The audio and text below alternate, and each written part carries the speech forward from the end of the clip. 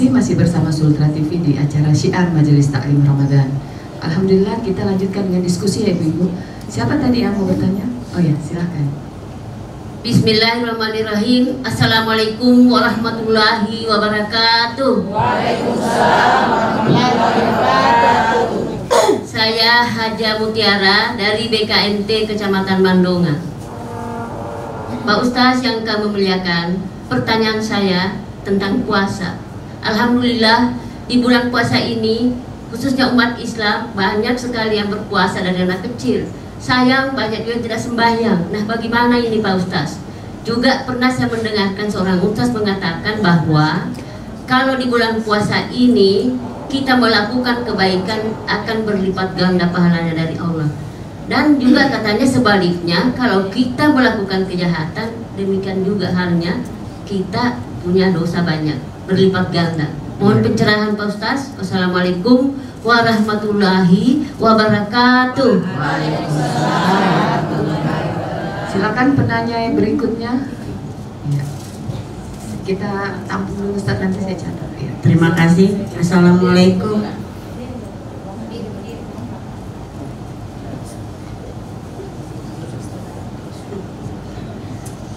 Bismillahirrahmanirrahim. Assalamualaikum warahmatullahi wabarakatuh. Saya Ibu Dr. Anda Muna dari BKMT Mandonga. Pertanyaan saya Ustaz, bagaimanakah kita berusaha maksimal untuk menerapkan sabar dalam kehidupan sehari-hari? Misalnya saya ini difitnah oleh orang lain, nah saya ini mau berbuat sabar, ya, sabar. Tapi kan biasa kita juga ini manusia, kalau misalnya kita tahu kita dicerita yang tidak sesuai, pasti ada rasa bagaimana, kita pasti mau bersabar Ustaz. Nah ini bagaimana ini kiat-kiatnya? Terima kasih. Assalamualaikum warahmatullahi wabarakatuh. Waalaikumsalam. Curhat. Silakan Ibu. Penanya berikutnya, silakan. Bismillahirrahmanirrahim. Assalamualaikum warahmatullahi wabarakatuh. Waalaikumsalam warahmatullahi wabarakatuh. Nama saya Ibu Titik Mustiana dari Majelis Taklim Babusalam, Kecamatan Poatu. Yang kami tanyakan Pak Ustadz, kami ini punya anak, punya menantu, punya cucu. Kadang-kadang ada yang tidak baik. Saya ingin sekali belajar sabar, tapi kadang-kadang ada yang bikin sakit hati. Bagaimanakah caranya Pak Ustadz untuk menyikapi ini? Baik. Terima kasih. Assalamualaikum warahmatullahi wabarakatuh. Sepertinya ini akan nyambung sama pertanyaan Ibu Muna. Iya. Silakan yang keempat. Yang di depan ya. Oke. Silakan. Ya, Assalamualaikum warahmatullahi wabarakatuh. Saya Ibu Lisnawati dari BKMT Kecamatan Poatu. Ada pun pertanyaan saya masalah kesabaran di sini. Jadi seperti dikatakan, sabar itu adalah suatu kalimat yang sangat singkat. Tetapi ada pepatah mengatakan sabar itu pahit, tapi buahnya pasti manis. Karena untuk melewati itu memang diperlukan hal-hal yang kadang kita bersabar sampai kepala kita pusing, hati kita dongkol begitu. Tapi karena kita harus bersabar, karena dikatakan bahwa carilah pertolongan dengan sabar dan salat. Sabar itu didahulukan, setelah itu salat. Jadi apapun yang kita lakukan dengan sabar dulu, baru bagaimana salat kita dilihat. Pertanyaan saya Pak, sama dikatakan tadi, bagaimana kira-kira kalau kita menghadapi suatu masalah yang sangat pelik, jadi bagaimana kita menghadapinya itu, tips-tipsnya maksudnya sama dengan pertanyaan yang lain tadi. Oh, berarti ini tiga orang ini hampir sama. Iya, nggak apa-apa. Ya, tetap nanti diuraikan satu-satu. Terima kasih Bu ya. Iya. Sudah cukup ya pertanyaannya? Trik-trik atau tipsnya bagaimana caranya bisa sabar? Apakah sabar itu setelah kita mencak-mencak baru sabar? Begitu Ustaz? Iya. Baik Ustaz, Silahkan dijawab pertanyaan pertama dari Haja Mutiara. Bagaimana itu orang puasa tapi tidak sholat? Kan katanya kebaikan dilipat gandakan. Apakah kejahatan juga itu dilipat gandakan ketika di bulan Ramadan ini? Ya Ustaz, silakan. Baik, saya harus juga bersabar menjawab pertanyaan ibu-ibu ini. Luar biasa. Baik, terima kasih buat ibu-ibu yang sudah memberikan feedback atau pertanyaan tadi, luar biasa. Dari yang pertama, Ibu Haji Mutiara ini luar biasa. Ini salah satu anggota Majelis Ta'lim yang cukup aktif, Ibu ya, Masya Allah. Pertanyaannya tadi terkait mengenai amalan ibadah di bulan suci Ramadan ya, dilipat gandakan. Kalau kesalahannya juga dilipat gandakan. Baik, pertama terkait pertanyaan ini, tentu dipahami bahwa bulan suci Ramadan adalah bulan di mana kemudian tempat kita mengumpulkan banyak pahala. Bulan di mana dirindukan oleh banyak orang. Jangankan orang-orang biasa, sekelas Rasulullah saja, Nabiullah Muhammad yang sudah dijamin masuk surga, yang sudah dijamin kalau ada dosa dan kesalahannya pasti akan dihapus oleh Allah, tetap merindukan datangnya bulan suci Ramadan. Bahkan 1 atau 2 bulan sebelum masuknya Ramadan, seringkali dalam lantunan doa-doa Rasulullah itu disisipkan, Allahumma barik lana fi Rajab wa Sya'ban wa balighna Ramadan. Ya Allah, berkati kami pada bulan Rajab, bulan Sya'ban, 2 bulan sebelum Ramadan. Wa balighna Ramadan. Ya Allah, perkenankan kami agar bisa sampai kembali ketemu dengan bulan suci Ramadan. Apa tujuannya? Karena ternyata tempat mengumpulnya kita mengumpulkan begitu banyak pundi-pundi pahala kita di hadapan Allah. Sedikit ibadah yang kita jalankan itu sudah senilai luar biasa. Sholat sunnah digambarkan itu ketika kita melaksanakan sholat sunnah, maka insya Allah itu senilai dengan pahala sholat fardu. Sholat fardu yang kita jalankan berarti senilai begitu luar biasa. Berkali-kali sholat fardu yang kita jalankan itu. Puasa yang kita jalankan dengan pelaksanaan yang baik, menjauhi segala larangan-larangan dalam ibadah puasa, maka pahalanya begitu luar biasa banyaknya. Itu sudah pasti. Itu sudah sering kita tahu bahwa pahala dari ibadah yang kita jalankan di bulan suci Ramadan pasti akan dilipat gandakan oleh Allah. Kemudian pertanyaan berikutnya terkait apakah dosa yang kita jalankan di bulan suci Ramadan juga berlipat ganda? Yes. Ya, berlipat ganda atau tidak, Bapak Ibu? Nah, yang pasti seperti informasi terkait akan dilipat gandakan dosa-dosa itu sesungguhnya tidak terlalu banyak terkait dengan itu. Artinya begini, Ibu, apakah dosa di bulan suci Ramadan akan dihapus? Tetap ditulis juga sebagai bentuk dosa, apalagi dilaksanakan di bulan suci Ramadan. Kenapa? Bukan hanya mengganggu kehormatan Ramadan, ya, mengganggu kehormatan Ramadan, dia juga melanggar kewajibannya secara pribadi, juga bisa mengganggu orang-orang di sekitarnya. Bayangkan Bapak Ibu, mohon maaf saya contohkan salah satu contoh yang sedikit berbeda. Kalau melanggar atau tidak makan, tidak minum di bulan suci Ramadan, dia di siang hari di bulan suci Ramadan sementara puasa Bapak Ibu, kemudian dia makan. Ya, kalau dia makan maka dia melanggar, maka kemudian wajib ia mengganti puasanya. Tetapi kondisi itu sedikit berbeda ketika terjadi perbuatan yang misalnya Bapak Ibu, hubungan suami istri. Ini suami istri saja, tidak apa-apa. Suami istri berhubungan di siang hari. Bagaimana hukumnya, boleh tidak? Tidak dibenarkan. Bahkan apa sanksinya Bapak Ibu? Kata di dalam sebuah riwayat disebutkan fasyamu syahraini mutatabi'ain, 2 bulan berturut-turut puasa. Jadi diulangi, 1 hari dilakukan itu 2 bulan. Itu artinya apa? Luar biasa ini. Jadi ada yang mengungkapkan seperti ini. Ulama-ulama kita menjelaskan bukan karena perbuatan itu sesungguhnya, tetapi telah menghancurkan kehormatan Ramadan. Jadi Ramadan ini bulan yang sangat mulia, maka ketika melakukan kejahatan di bulan suci Ramadan itu, walaupun boleh jadi nilainya sedikit, tetapi luar biasa pengaruhnya. Luar biasa pengaruhnya. Makanya jangankan kita Bapak Ibu, bahkan umat-umat yang lain, agama yang lain ketika datang Ramadan, dia senantiasa menjaga dirinya. Warung-warung jarang kemudian terbuka, barangkali diskotik yang barangkali terbuka kalau di luar bulan suci Ramadan. Di Ramadan itu alhamdulillah ya tertutup atau mungkin tidak kita lihat. Yang pasti dia lindungi kita dari perbuatan-perbuatan itu. Itu sederhananya itu. Oh ya, tadi ada pertanyaannya. Bagaimana mereka yang puasa tapi tidak sholat, Ibu ya? Ya.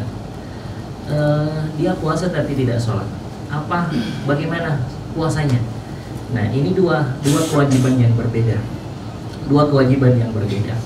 Dan sama-sama adalah bentuk kewajiban kita kepada Allah. Maka tidak benar bagi umat Islam hanya melakukan satu kewajiban dan meninggalkan kewajiban yang lain. Misalnya Ibu, dia sholat tapi tidak mau puasa Ramadan, ini tidak benar sebagai umat Islam. Karena sebagai seorang Islam, maka kata Rasulullah, bunyal Islamu ala khamsin, bahwa Islam itu dibangun. Seseorang disebut sebagai beragamakan Islam, dia dibentuk pada 5 hal. Tentu dengan syahadat, melaksanakan sholat 5 waktu, puasa Ramadan, zakat, dan naik haji jika memiliki kemampuan. Ini luar biasa. Kalau ada yang ditinggalkan salah satunya, misalnya dia berkesempatan untuk melaksanakan ibadah haji misalnya, tapi tidak usah ogah-ogahan, dia tidak usah, dan seterusnya. Ini juga adalah bagian boleh jadi dipertanyakan keislamannya. Ada orang yang kemudian sholat puasa tapi tidak zakat, ini juga dipertanyakan keislamannya. Jadi masing-masing punya kewajiban, punya landasan kewajiban masing-masing kepada Allah Subhanahu wa Ta'ala. Boleh jadi puasanya diterima oleh Allah, tapi tidak sempurna dengan sholatnya yang ditinggalkan. Nah, di antara 5 itu, satu hal yang disebutkan oleh Rasulullah, as-salatu imaduddin, sholat itu adalah tiang agama. Bayangkan kalau ini bangunan, ini tiang-tiangnya adalah sholat. Wa man aqamaha faqad aqamaddin, maka siapa yang menegakkan sholatnya, mendirikan sholatnya, maka sungguh telah menegakkan agamanya. Wa man tarakaha, dan siapa meninggalkan sholatnya, walaupun dia puasa, infaknya banyak, zakatnya berkali-kali, hajinya berkali-kali, tapi tidak bagus sholatnya, maka kata Rasulullah, faqad hadamaddin, maka sungguh telah menghancurkan agamanya. Awwalu ma yuhasabu alaihi al-abdu yawmal qiyamati as-shalah. Amalan yang pertama kali yang akan dihisab oleh Allah, dihitung oleh Allah di hari kiamat nantinya adalah ibadah sholatnya seseorang. Maka harus seiring semua. Jadi sholat jalankan, puasa juga dilaksanakan.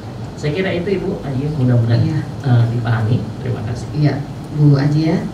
Mudah-mudahan bisa diterima jawabannya.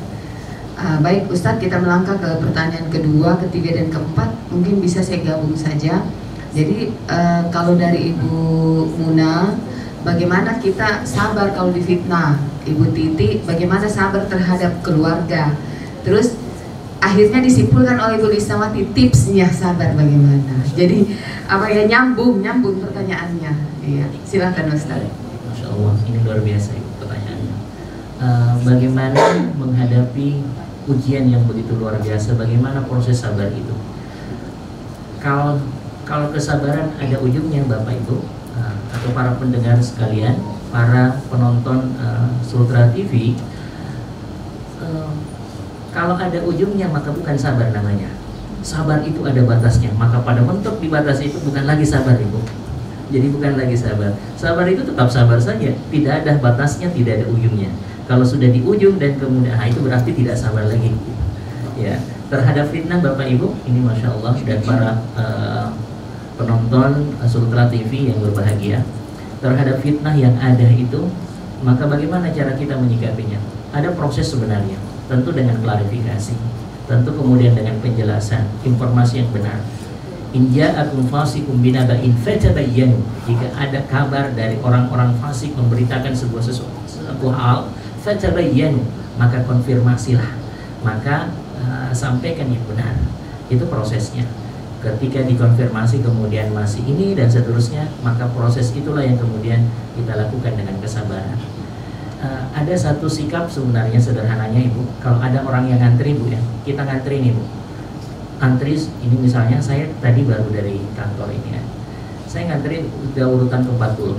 Nah kalau kemudian kita datang 40 siang hari, sudah tinggal 3 orang di depan kita, tiba-tiba ada yang menyerobot Bu, apa kira-kira sikap kita? Tiba-tiba ada yang menyerobot ke depan. Ada 2 proses, alamiah dan ini lumrah dan tidak masalah. Kemudian kita membela apa yang menjadi hak kita. Ini tidak benar Ibu, saya ini urutan ketiga masa menyerobot gitu. Dari pagi ini boleh kemudian kita lakukan itu. Itu fitrah, tidak menjadi masalah. Ini haknya kami. Tetapi kemudian tingkat yang paling tinggi itu adalah sabar. Ya sudahlah, ini sudah disampaikan juga tidak mau, ya sudah selesai. Nah itu yang paling tinggi Bu, sabar itu namanya. Itulah yang dimaksudkan dengan sabar. Ya. Tapi tetap dinasehati dulu. Ya, itu baiknya disampaikan, dinasehati. Jangan juga diam-diam Ibu. Ya, boleh kemudian disampaikan. Nah yang tadi. Bahkan sebenarnya saya ingin sampaikan, mereka yang selalu memfitnah kita sebenarnya itu lagi mentransfer pahalanya dia kepada ibu gitu. Biarin aja gitu. Ya, kalau ternyata mentok sudah disampaikan, sudah konfirmasi, sudah disampaikan yang benar seperti ini, masih saja seperti, ya udahlah sabar Ibu. Insya Allah itu lagi transfer pahalanya dia gitu. Kalau puasanya 30 hari di sana, nah itu lari ke sini. Rasulullah SAW pernah menyebutkan, atadruna manil muflis, apakah kamu tahu orang yang rugi? Ini Rasulullah bertanya kepada para sahabat. Sahabat mengatakan, Rasul, yang rugi itu kalau dia penjual, man la dirhamalah, tidak ada dirhamnya, tidak ada uangnya, rugi dia. Ada modal yang di ini, tidak kembali modalnya, tidak ada keuntungan, itu yang rugi. Maka Rasulullah menjelaskan, orang yang rugi itu bukan seperti itu. Al-muflis, orang yang rugi itu adalah apa? Orang yang datang pada hari kiamat dengan pahala puasanya, dengan pahala sholatnya, zakatnya, ibadah hajinya, datang kepada Allah dengan bangga bahwa pahalanya begitu luar biasa banyaknya. Tetapi di saat sama, waktu di dunia dia menggibah orang lain, memfitnah orang lain, menuduh orang lain dengan melakukan perbuatan yang tidak dilakukan, yang dituduhkan itu. Maka apa yang terjadi? Kata Allah, ambilkan pahalanya orang ini kepada yang dia tuduhkan, ditransfer. Sampai pada akhirnya habis pahala sholatnya, habis pahala zakatnya orang tersebut, sudah ditransfer. Dan masih ada orang yang melapor, pernah menuduh saya, pernah memfitnah saya. Maka apa kata Allah Subhanahu wa ta'ala? Maka dosanya orang yang dia tuduh, kirimkan ke dia. Ini ruginya begitu luar biasa ya. Habis pahalanya, tambah dosa lagi. Jadi tidak perlu kalau difitnah seperti itu, apakah perlu kita konfirmasi atau kita diam-diam saja karena biar sabar begitu, Ustaz? Ya, saya kira tetap harus konfirmasi. Bantu orang itu, jangan-jangan kita berhusnuzon, jangan-jangan memang dia tidak tahu. Maka kita konfirmasi yang benar ini Bu. Udah, kalau sudah disampaikan ternyata masih ngotot gitu, ya sudah selesai. Ini saat kami sudah konfirmasi, sudah sampaikan. Kan biasanya dia yang fitnah orang tapi merasa difitnah. Ada seperti itu. Ya, na'udzubillah. Saya kira tidak benar yang seperti itu dan tidak baik tentunya. Baik, kemudian dengan keluarga ya. Iya. Okay. Sabar kepada keluarga. Baik, sabar dengan keluarga. Mohon maaf Ibu, Masya Allah. Jangankan kita ini sebagai orang biasa Ibu ya, orang biasa. Ya. Jangankan kita ini orang biasa, Rasulullah saja itu keluarganya pun ada juga yang bermasalah. Ingat Bu, nabi-nabi itu, ya, Nabi Ayub. Yang masalah siapa? Istrinya, Masya Allah. Istrinya meninggalkan suaminya, sementara dalam keadaan diuji penyakit yang luar biasa. Lari istrinya. Biasanya Ibu, suami yang meninggalkan istrinya, ini istri yang meninggalkan suaminya luar biasa. Ini masalah. Kemudian Nabi Nuh misalnya, anak yang bermasalah, sampai kemudian berdoa kepada Allah, ya Allah selamatkan anak itu anak saya. Apa kata Allah? Kalau dia tidak mau lagi beriman, maka bukan bagian dari keluarga. Itu saking luar biasanya. Tapi Rasulullah, Nabi Allah Muhammad SAW tentu mengajarkan kepada kita bagaimana mendidik anak-anak, tarbiyatul aulad, bagaimana meyakinkan mereka dengan keimanan kepada Allah dan kemudian mengarahkan kepada hal yang baik. Maksimalkan saja Ibu. Kalau ternyata mentok tidak juga, ya sudah.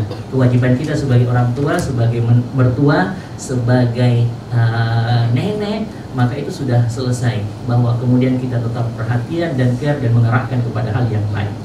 Oke. Kemudian yang ketiga, kalau Ustaz, kalau ditambah dengan doa, didoakan. Itu yang penting. Ya tentu. Sebagaimana, nah itu yang saya ingin sampaikan sebenarnya. Yang poin yang ketiga tadi, trik dan tipsnya itu adalah dengan doa. Saya ingat satu kisah para penonton sekalian, Sultan TV dan yang hadir pada kesempatan hari ini. Ada seorang perempuan di zamannya Rasulullah namanya Ummu Salamah. Ya, suaminya namanya Abu Salamah. Ya, Ummu Salamah, istrinya, Abu Salamah suaminya. Abu Salamah pulang dari pengajian dengan Rasulullah. Habis pengajian dari Rasulullah malam-malam ini, datanglah Abu Salamah, sudah sampai di pintu dan disambut luar biasa istrinya Ummu Salamah. Terlihat Abu Salamah senyum-senyum, gembira sekali. Ada hal yang luar biasa, diam-diam tersenyum. Maka Ummu Salamah istrinya menanyakan itu, Wahai suamiku Abu Salamah, apa yang terjadi? Kenapa engkau senyum-senyum? Gembira sekali kelihatannya. Maka Abu Salamah menjelaskan, saya ini dari pengajiannya Rasulullah, dari majelisnya Rasulullah, dan kami diajarkan trik menghadapi ujian. Ini penting ibu ya. Abu Salamah gembira sekali. Kenapa? Trik menghadapi ujian, trik menghadapi masalah diajarkan, Masya Allah. Maka kemudian disampaikan kepada istrinya Ummu Salamah, wahai Ummu Salamah, seperti ini diajarkan oleh Rasulullah. Kalau ada ujian ibu, datang ujian, apa yang kita lakukan? Tentu yang pertama adalah bersabar. Kemudian ucapkanlah istirja. Apa istirja? Mengembalikan semuanya kepada Allah. Atau dengan kalimat tadi, inna lillahi wa inna ilaihi raji'un. Bukan hanya kematian saja, kehilangan jiwa, apapun itu. Kehilangan harta, innalillah. Mati lampu, jangan nanti mati lampu. Ya, innalillah, innalillah. Jadi mengembalikan ketika terjadi ujian, maka ucapkanlah itu istirja, innalillahi wa inna ilaihi raji'un. Kemudian apa yang dilakukan? Baca doanya. Nah, ini doanya. Apa doanya ibu? Maka Abu Salamah menjelaskan kepada istrinya. Ini riwayatnya dari Rasulullah. Maka dijelaskan, baca doa ini. Apa doanya? Allahumma ajirni fi musibati wa akhlif li khairan minha. Saya ulangi. Allahumma ajirni fi musibati wa akhlif li khairan minha. Ya Allah, berikanlah pahala besar terhadap ujian yang Kau berikan kepadaku dan ganti dengan sesuatu yang lebih baik. Ya, dengan ganti dengan sesuatu yang lebih baik. Apa kata Abu Salamah? Rasulullah meyakinkan kepada kita, disampaikan kepada istrinya bahwa doa ini pasti dikabulkan oleh Allah. Doa ini pasti dikabulkan oleh Allah. Saya ibu, ini juga curhat. Saya pernah baca doa ini juga. Alhamdulillah teringat ibu, saya pernah kehilangan uang. Ada yang pernah kehilangan uang Bapak ya? Ada. Ada yang pernah kehilangan 1 juta ibu? Ada ya? Ya sering. Saya 1 juta pernah hilang, Masya Allah. Itu waktu saya masih kuliah S3, mengandalkan beasiswa, hilang, Masya Allah. Saya ada tekanan yang luar biasa, Masya Allah. Hilang 1 juta ini ya Allah. Bersabar, kemudian mengucapkan istirja, dan kemudian membaca doa. Saya ingat itu, Allahumma ajirni fi musibati wa akhlif li khairan minha. Ya Allah. Ternyata 1-2 hari ke depan tiba-tiba kemudian mencair lagi beasiswa saya, yang ternyata lebih banyak jumlahnya. Ini luar biasa. Jadi insya Allah dengan membaca doa itu sebagaimana yang dimaksudkan oleh Rasulullah tadi, ketika dapat ujian bersabar, ucapkan istirja dan baca doa tadi. Allahumma ajirni fi musibati wa akhlif li khairan minha. Ya Allah, berikanlah pahala besar terhadap ujian yang Kau berikan kepadaku dan ganti dengan sesuatu yang lebih baik. Bapak Ibu, mengganti itu tidak berarti bahwa hal yang sama kemudian banyak begitu, tidak mesti Bu. Boleh jadi Allah berikan kesehatan untuk kita, boleh jadi diberikan rezeki dari anak dan keturunan kita, atau dari yang lain, macam-macam rezeki itu, tidak mesti harta yang itu. Nah, insya Allah dengan seperti itu mudah-mudahan apa yang kemudian kita hadapi dari ujian-ujian itu Allah Subhanahu wa Ta'ala mudahkan kita. Yang pasti catatannya Ibu, bahwa ujian yang Allah Subhanahu wa Ta'ala berikan kepada kita itu sepadan dengan kemampuan manusia menghadapi ujian itu. Misalnya Ibu, ada ibu yang mampu menghadapi ujian tingkatannya 9, maka ujian yang datang itu maksimal 9 saja, bisa di bawahnya 8, 7, pasti bisa dihadapi. Kalau ada orang yang ibu yang memiliki kemampuan menghadapi masalah sampai 5 saja misalnya, maka masalah yang hadir itu maksimal sampai 5 saja, maksimal tingkatan kesulitannya 5 saja. Kata Allah, la yukallifullahu nafsa illa wus'aha. Allah tidak akan membebankan satu jiwa kecuali sesuai dengan kemampuannya. Saya kira itu Bu, mudah-mudahan ada manfaatnya. Saya kembalikan. Ustadz, bagaimana tadi terkait dengan puasanya orang yang tidak sholat, apakah tetap itu puasanya diterima? Baik, selama puasa tersebut sesuai dengan ketentuan, maka puasa itu sah-sah saja. Maka kemudian diterima atau tidak diterimanya semua dikembalikan kepada Allah. Iya. Baik. Jadi cukup Bu ya untuk diskusi kita yang pertama ini nanti kita lanjutkan setelah yang iklan ya. Baik, pemirsa Sultra TV di mana saja Anda berada, jangan kemana-mana. Kita akan kembali setelah yang satu ini.